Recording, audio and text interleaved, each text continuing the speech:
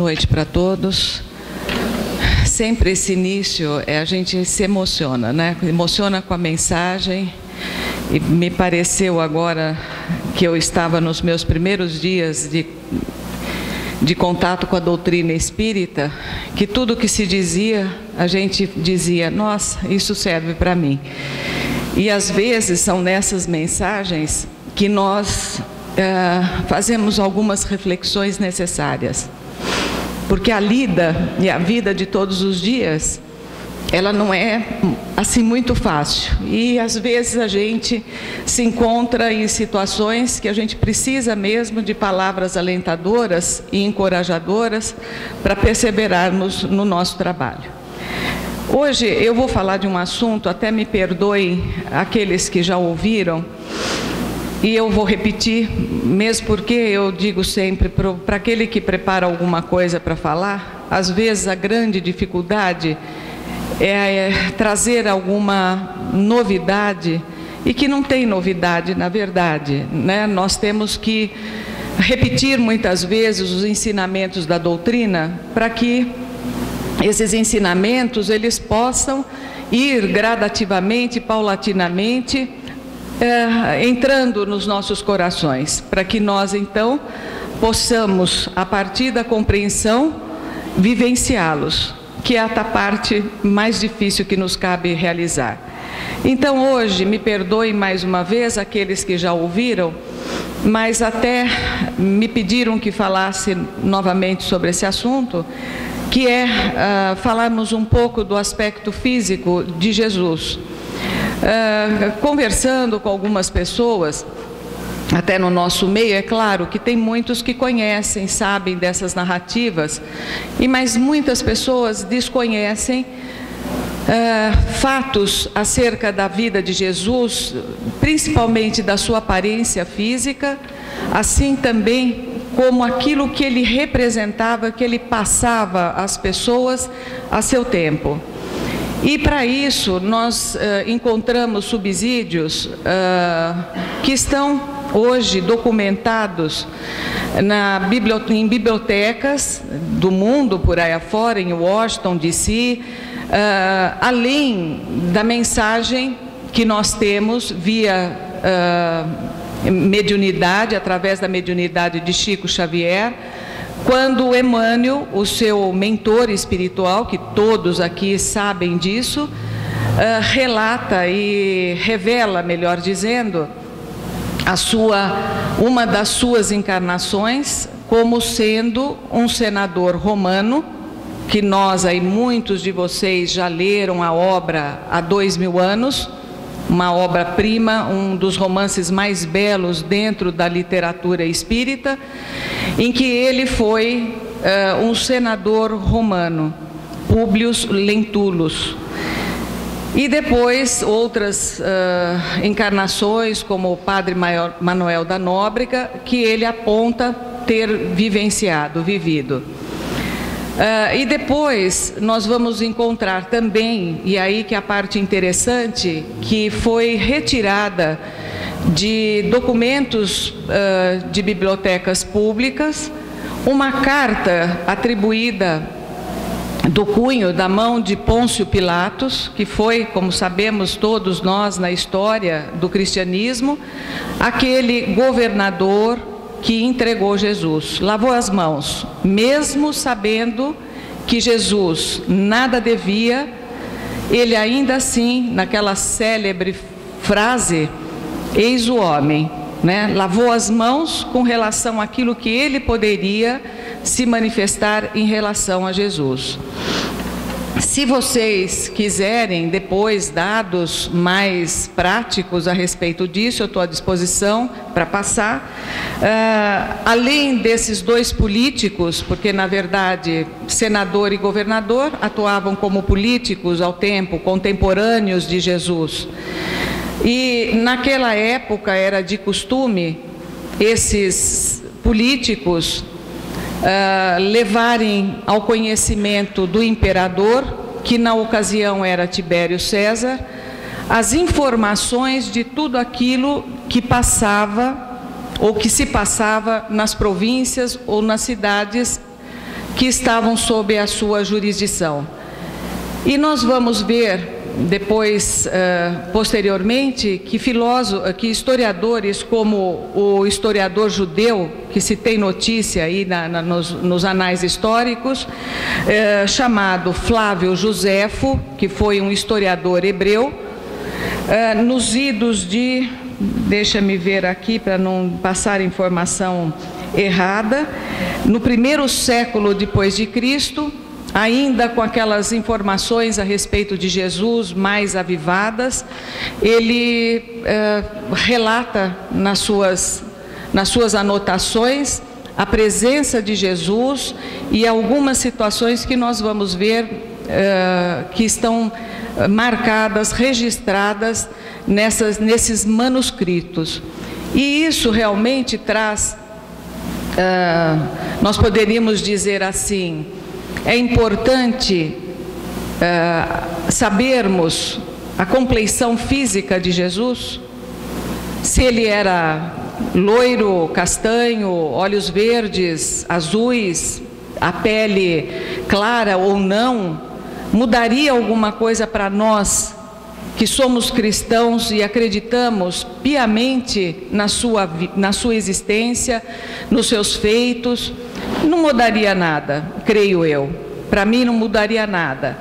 Mas, por outro lado, mais do que a compleição física de Jesus, saber a descrição física dele, o que ele efetivamente era fisicamente, mais o que vem relatado nessas duas cartas, nessa revelação de Emmanuel, como Públio Lentulus, como senador romano, e na de Pôncio Pilatos, a descrição de como Jesus ele se mostrava às pessoas. E aí que eu acho que é o ponto culminante, é onde nós nos emocionamos quando nós vamos lendo essa carta e vendo a grandeza deste ser, que nós sabemos e dizemos mais uma vez, o espírito da mais alta envergadura que passou por essa terra bendita.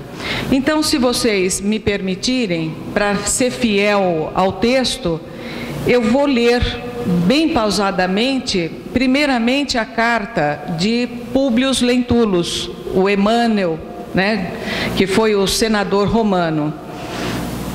Quem é que já leu há 2000 anos? Levanta a mão.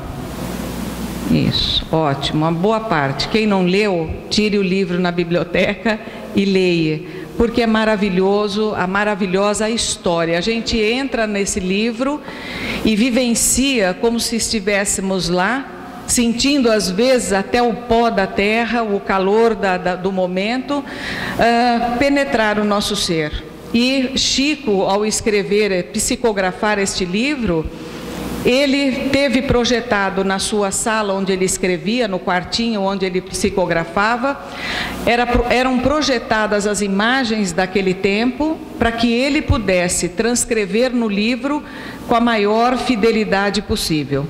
Então, vamos à carta do senador, para depois falarmos da carta de Pôncio Pilatos e mais algumas referências históricas a respeito disso. Então, disse, né, Públio, endereçando essa carta ao imperador: sabendo que desejas conhecer quanto vou narrar, existindo nos nossos tempos um homem, o qual vive atualmente de grandes virtudes, chamado Jesus, que pelo povo é inculcado o profeta de verdade, e que os seus discípulos dizem que é filho de Deus, criador do céu e da terra,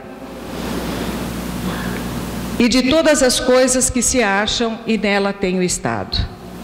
Em verdade, ó César, cada dia se ouvem coisas maravilhosas desse Jesus.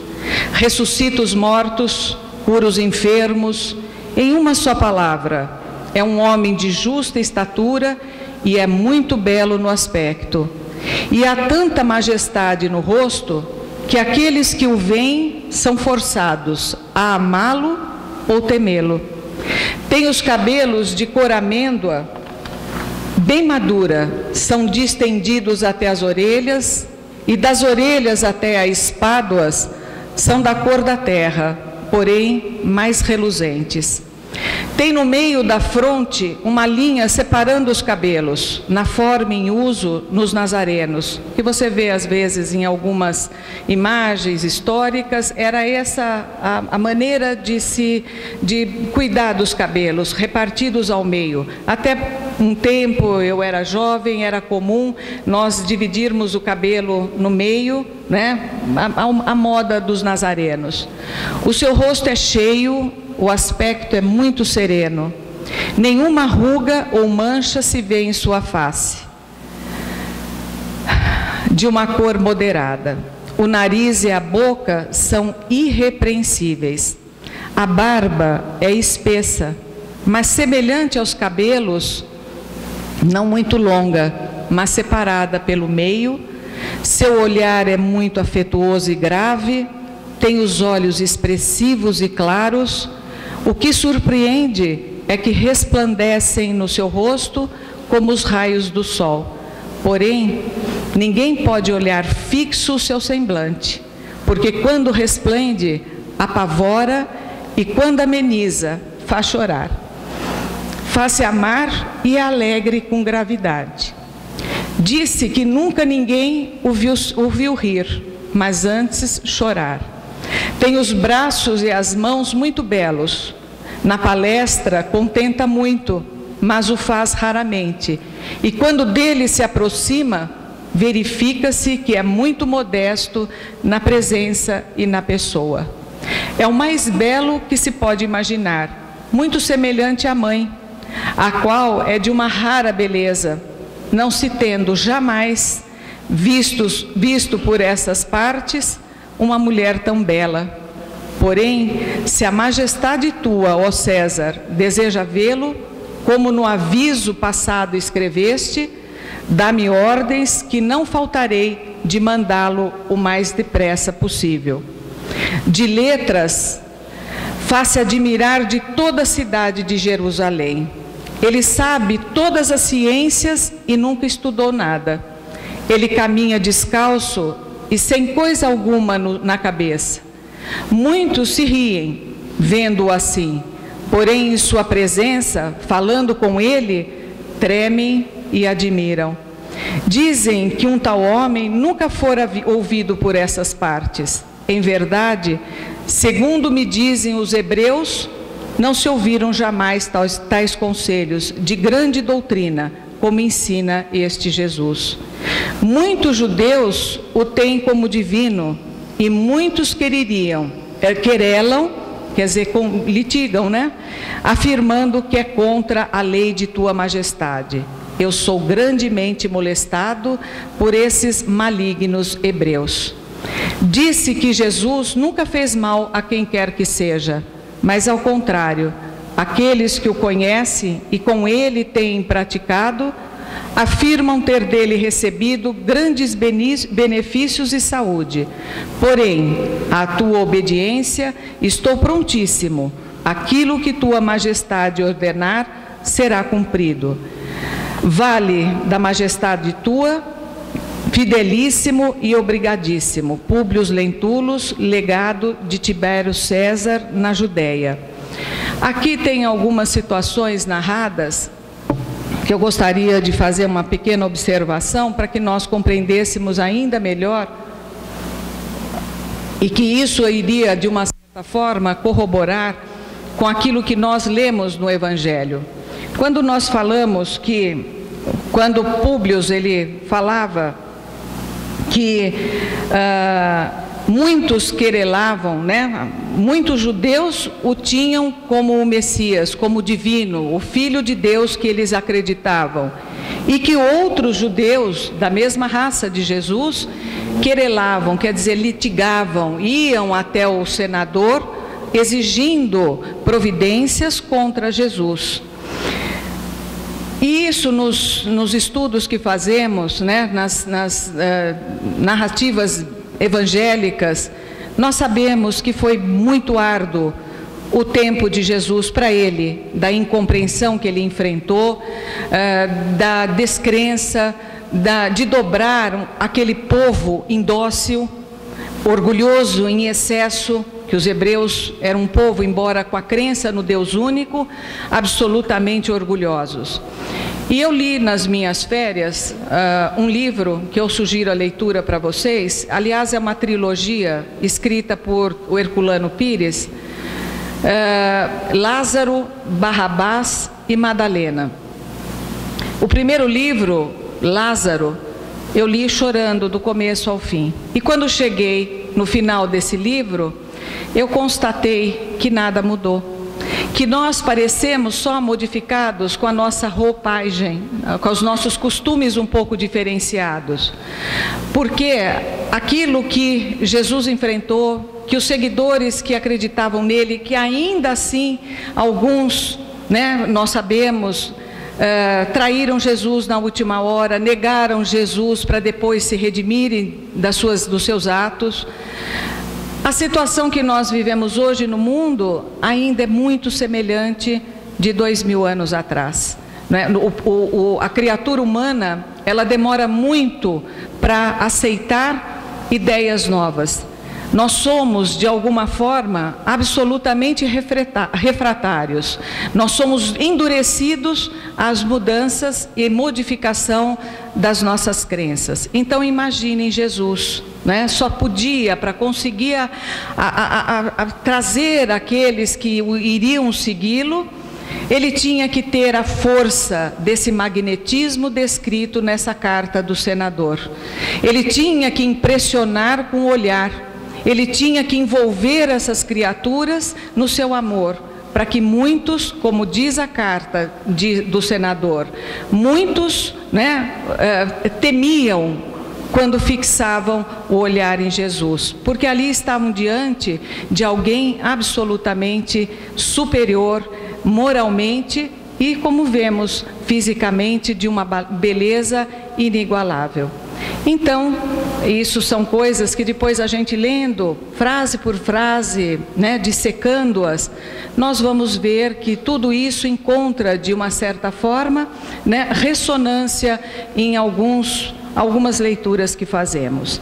Depois, então, temos a carta, e essa, muito importante também, essa não veio por via mediúnica, essa foi escrita e se encontra em uma biblioteca pública, em manuscritos, e diz assim, a de Pôncio Pilatos. Isso, gente, tanto Pôncio Pilatos como o senador Públio, como disse, homens públicos, eles deveriam sempre prestar contas ao imperador. Vocês viram que na carta, a todo momento, o senador se refere ao imperador com todas as honrarias, com toda aquela formalidade, quando um súdito se refere ou se dirige a um rei, a um imperador, Então, vamos ver agora a carta de Pôncio Pilatos. O que ele disse a respeito de Jesus? Um jovem homem apareceu na Galileia, que prega com humildade e unção uma nova lei em nome de Deus, do Deus que o teria enviado. No princípio estava temendo que seu desígnio fosse incitar as pessoas contra os romanos. Quer dizer, então aqui eu só vou fazer uma pequena pausa. No princípio, então, ele, um governador de uma província, o que ele estava temendo? Que Jesus estivesse incitando a população contra o imperador, Mas meus temores foram logo dispersados. Jesus de Nazaré falava mais como um amigo dos romanos do que dos judeus. Um dia, observava no meio de um grupo um jovem homem que estava encostado numa árvore, para onde calmamente se dirigia a multidão. Falaram-me que era Jesus. Este eu pude facilmente ter identificado, tão grande era a diferença entre ele e os que o estavam lhe escutando. Os seus cabelos e barba dourada davam à sua aparência um aspecto celestial. Ele aparentava aproximadamente uns 30 anos de idade.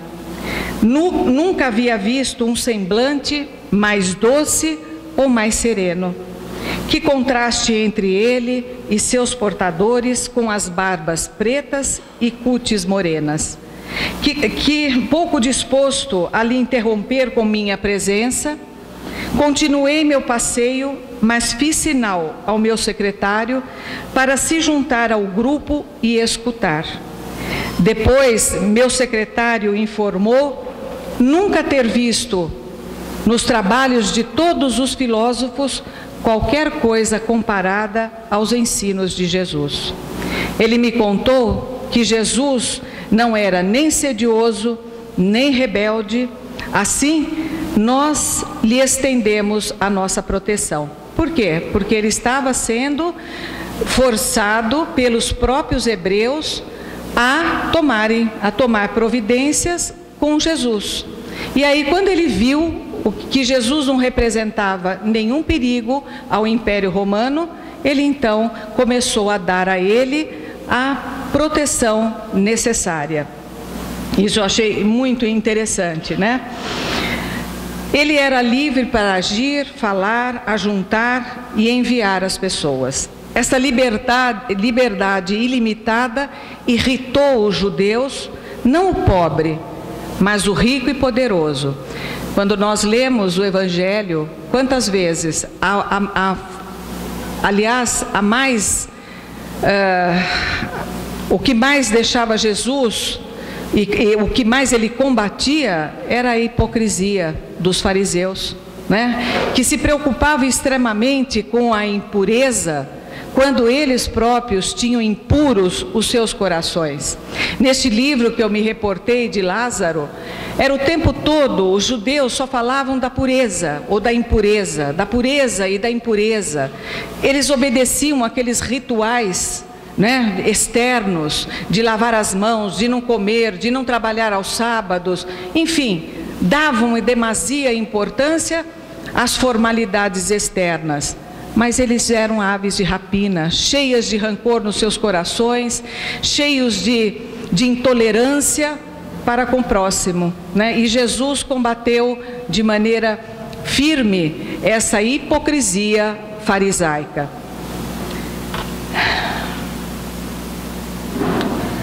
Ele veio. Bom, então irritou não o pobre, mas o rico e poderoso. Depois escrevi a Jesus lhe pedindo uma entrevista no pretório. Ele veio. Quando o Nazareno apareceu, eu estava em meu passeio matutino e ao deparar com ele, meus pés pareciam estar presos com uma mão de ferro no pavimento de mármore e tremi em cada membro como um réu culpado. Entretanto, ele estava tranquilo. Durante algum tempo, permaneci admirando este homem extraordinário. Não havia nada nele que fosse rejeitável, nem no seu caráter. Contudo, eu sentia temor ante a sua presença. Eu lhe falei que havia uma simplicidade magnética sobre si e que a sua personalidade o elevava bem acima dos filósofos e professores dos seus dias. Agora, ó nobre soberano, estes são os fatos relativos a Jesus de Nazaré, e eu levei tempo para lhe escrever em detalhes estes assuntos. Eu digo que tal homem que podia converter água em vinho, transformar morte em vida, doença em saúde, tranquilizar os mares tempestuosos, não é culpado de qualquer ofensa criminal e, como outros têm dito, nós temos que concordar. Verdadeiramente, este é o Filho de Deus, seu criado mais obediente, Pôncio Pilatos. Diante dessa narrativa maravilhosa, dessa descrição, dessa consciência que Pôncio Pilatos tinha, qual foi a atitude dele? entregar Jesus ao madeiro infame. Então, isso é da natureza humana, é isso que nós somos em essência. Nós não temos, muitas vezes, naquilo que cremos, a convicção para aceitarmos. E começamos pelos nossos caminhos ou descaminhos a desvirtuarmos aquilo que não pode ser desvirtuado. E aí a gente pode fazer uma breve comparação com a nossa doutrina espírita, que necessita de prudência na sua divulgação, que precisa ter no seu seio trabalhadores dispostos ao trabalho, que cessem em todas as casas espíritas os ciúmes, as invejas, as maledicências que acabam derrubando trabalhos valorosos de trabalhadores que estão dispostos a fazer alguma coisa na seara do Mestre, porque não se contém dentro de si das suas inferioridades morais. Então, eu digo, tomemos cuidado. Hoje a oração inicial foi maravilhosa. A segunda, como prece, a oração de São Francisco, é o que nós devemos observar como cristãos que nós dizemos ser. Bom, além então, vimos a postura de dois políticos da época, duas cartas magníficas, uma recebida via mediúnica e outra que se encontra, para quem quiser, em biblioteca pública.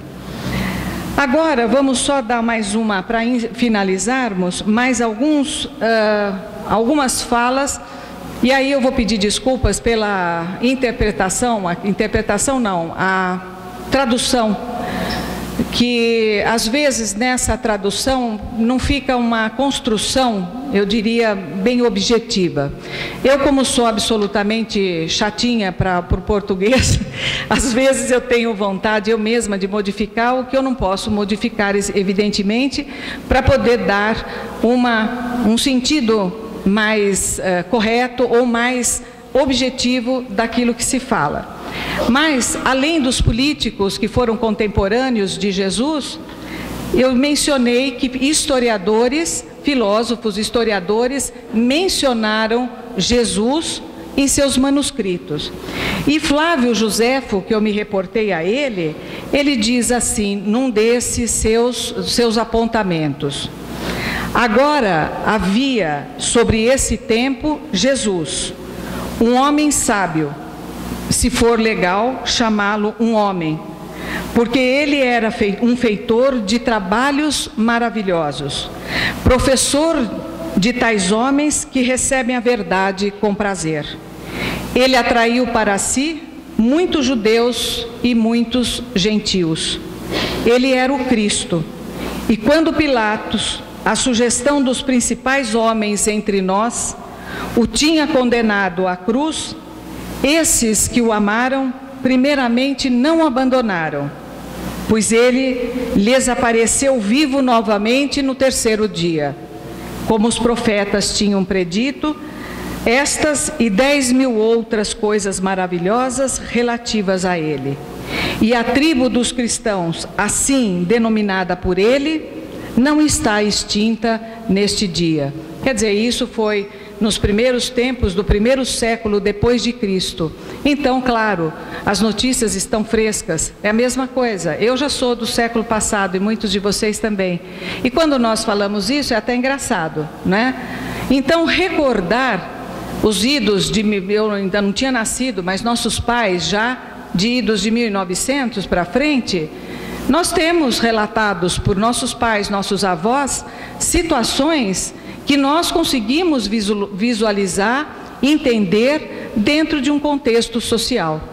Então, esse historiador, ele falou logo depois, no primeiro século depois da volta de Jesus ao seu plano de luz. E tem aí confirmado algumas coisas que nós encontramos também nos evangelhos. E finalmente, nós temos Cornélio Tácito, que foi um historiador romano, né? Joséfo era hebreu, e nós temos Cornélio Tácito como historiador romano, que trouxe algumas coisas a respeito, isso mais para dizer e confirmar a presença de Jesus naquele tempo, porque creiam vocês, eu já ouvi algumas vezes na minha vida, e principalmente aquelas pessoas que se acham eruditas e cultas, e que acham que ser erudito ou culto, você não pode ter nenhum devotamento religioso, nenhuma crença religiosa, porque isso o faria menor, dizendo que Jesus é uma balela, que Jesus é uma invencionice de religiões que usam, de dirigentes religiosos que usam a religião para manter-nos sob cabresto. Então, quando se vai em busca desses elementos que estão ali para quem quiser ver, manuseando esses documentos, nós temos aí a revelação de que Jesus, sim, esteve no meio de nós e fez tudo o que nós sabemos e muito mais. Então, o que disse esse historiador?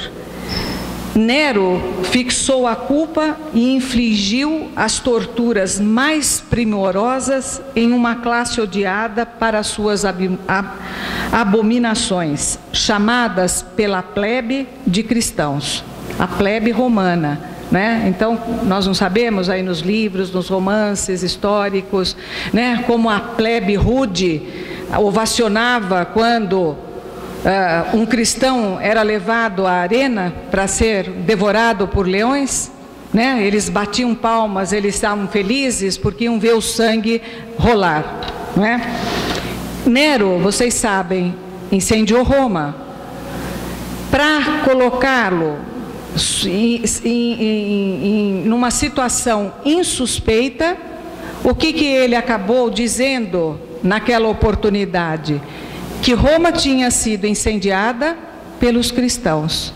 E aí a fúria toda desses romanos se insurgiu contra esses primeiros cristãos, os cristãos primitivos.